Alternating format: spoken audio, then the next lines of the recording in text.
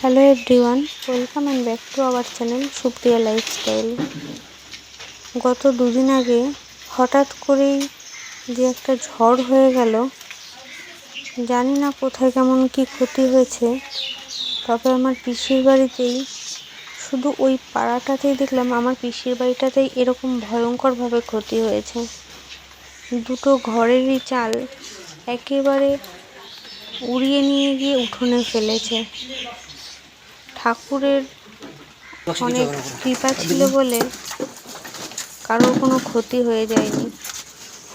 পিসির একটা মেয়ে প্রতিবন্ধী, একটা ছেলে খুবই ছোট। সেই সময় যে তার উপর দিয়ে কি গেছে সেটা শুধু সেই জানে। আমরা পরে গেছিলাম, গিয়ে দেখলাম ঘরের দুটো চালই উড়ে গেছে, শুধু বারান্দার চালটা আছে।